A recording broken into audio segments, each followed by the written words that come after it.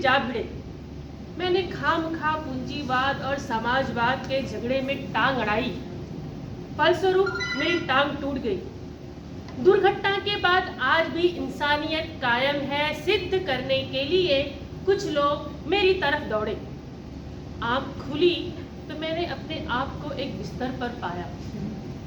इर्द गिर्द कुछ परिचित अपरिचित चेहरे खड़े थे। आँख खुलते ही उनके चेहरों पर उत्सुकता की लहर दौड़ गई। मैंने कराहते हुए पूछा, मैं कहाँ हूँ? आप सार्वजनिक अस्पताल के प्राइवेट वार्ड में हैं। आपका एक्सीडेंट हो गया था, फिर पैर का फ्रैक्चर हुआ है। अब घबराने की कोई बात नहीं। एक चेहरा इतनी तेजी से जवाब देता है, लगता है मेरे होश आने तक वह इसीलिए रुका रहा। अब मैं अपनी टांगों की ओर देखता हूँ। मेरी एक टांग अपनी जगह पर सही सलामत थी और दूसरी टांग रेत की थैली के सहारे एक स्टैंड पर लटक रही थी। मेरे दिमाग में एक नए मुहावरे का जन्म हुआ, टांग टूटना, यानी सार्वजनिक अस्पताल में कुछ दिन रहना।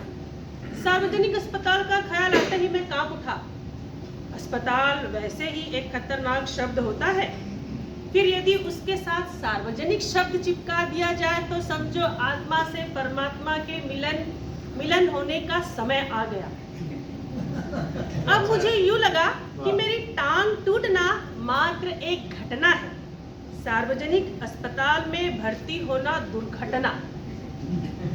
टांग से ज्यादा फिक्र मुझे उन लोगों की हुई जो हमदर्दी जताने मुझसे मिलने आएंगे। ये मिलने जुलने वाले कई बार इतने अधिक आते हैं और कभी कभी इतना परेशान करते हैं कि मरीज का आराम हराम हो जाता है, जिसकी मरीज को ज़्यादा ज़रूरत होती है। जनरल वार्ड का तो एक नियम होता है कि आप मरीज को एक निश्चित समय पर आकर ही तकलीफ दे सकते हैं, किंतु प्राइवेट वार्ड यह तो एक खुला निमंत्रण है कि हे मेरे परिचितों, रिश्तेदारों, मित्रों, आओ, जब जी चाहे आओ, चाहे जितनी देर रुको, समय का कोई बंधन नहीं। अपने सारे बदले लेने का यही वक्त है। बदले का बदला और हमदर्दी की हमदर्दी। मिलने वालों का ख्याल आते ही मुझे लगा मेरी दूसरी टांग भी टूट गई। मुझसे मिलने के लिए सबसे पहले वे लोग आए जिनकी टांग या कुछ और टूटने पर मैं कभी उनसे मिलने गया था। मानो वे इसी दिन का इंतजार कर रहे थे कि कब मेरी टांग टूटे और कब वे अपना एहसान चुकाए। इनकी हमदर्दी में यह बात खास छिपी रहती है कि देख बेटा, वक्त सब पर आता है।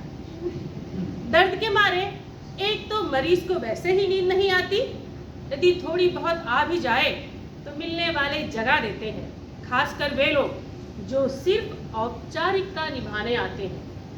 उन्हें मरीज से हमदर्दी नहीं होती, ये सिर्फ सूरत दिखाने आते हैं।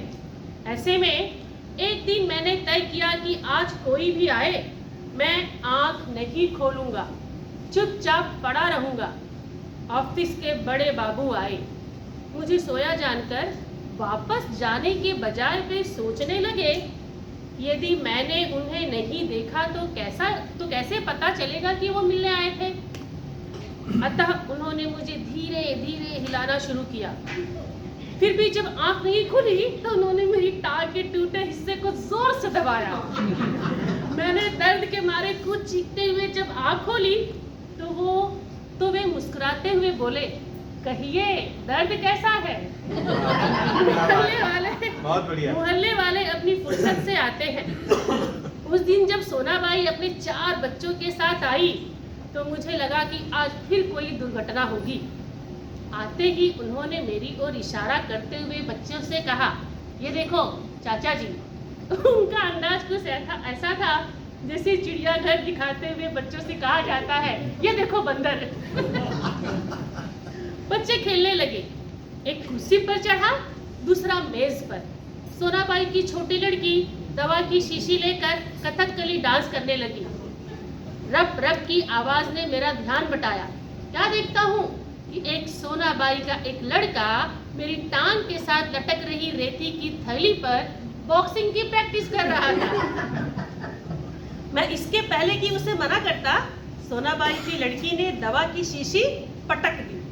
सोनाबाई ने एक पल लड़की को घूरा, फिर हंसते हुए बोली, भैया पेड़े खिलाओ, दवा गिरना शुभ होता है। दवा गई, समझो बीमारी गई। इसके 2 घंटे बाद सोनाबाई गई, यह कहकर कि मैं फिर आऊंगी। मैं भीतर तक कांप गया। कुछ लोग तो औपचारिकता निभाने की हद ही कर देते हैं, विशेषकर वे रिश्तेदार जो दूसरे गांव से मिलने आते हैं। ऐसे में एक दिन एक टैक्सी कमरे के सामने आकर रुकी।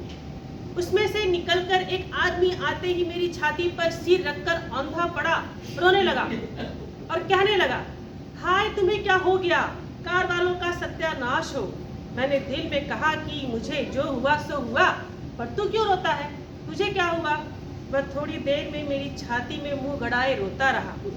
फिर कुछ रोना कम हुआ, उसने मेरी छाती से गर्दन हटाई और जब मुझसे आंखें मिलाई तो एकदम चुप हो गया। फिर धीरे से हंसते हुए बोला, माफ करना, मैं गलत कमरे में आ गया था। आजकल तो लोग ठीक से बताते भी नहीं, गुप्ता जी का कमरा शायद बगल में है। अच्छा भाई माफ करना, कहकर वह चला गया। अब वही रोने की आवाज मुझे पड़ोस के कमरे से सुनाई पड़ी। क्या बात? मुझे उस आदमी से अधिक गुस्सा अपनी पत्नी पर आया, क्योंकि इस प्रकार रोता देख पत्नी ने उसे मेरा रिश्तेदार या करीबी मित्र समझकर टैक्सी वाले को पैसे दे दिए। हमदर्दी जताने वालों में से वो लोग जरूर आएंगे जिनकी हम सूरत भी नहीं देखना चाहते। हमारे शहर में एक कवि है श्री लपकानंद, उनकी बेतुकी कविताओं से सारा शहर परेशान है। बगल में है। मैं अक्सर उन्हें दूर से देखते ही भाग खड़ा होता हूँ। जानता हूँ जब भी मिलेंगे 10-20 कविताएं पिलाए बिना नहीं छोड़ेंगे। एक दिन बगल में झोला दबाए आ पहुंचे। आते ही कहने लगे, मैं तो पिछले 4-5 दिनों से कवि सम्मेलन में अति व्यस्त था। सच कहता हूँ, कसम से आपके बारे में ही सोचता रहा। रात भर मुझे नींद नहीं आई और हाँ, रात को इसी संदर्भ में ये कविता भी बनाई। यह कहकर झोले में से डायरी निकाली और लगे सुनाने। असम की राजधानी है शिलोंग, मेरे दोस्त की टूट गई है टांग, मोटर वाले तेरी साइड ही थी रॉन्ग। कविता सुनाकर वे मुझे ऐसे देख रहे थे मानो उनकी एक आंख पूछ रही हो, कहो कविता कैसी रही, और दूसरी आंख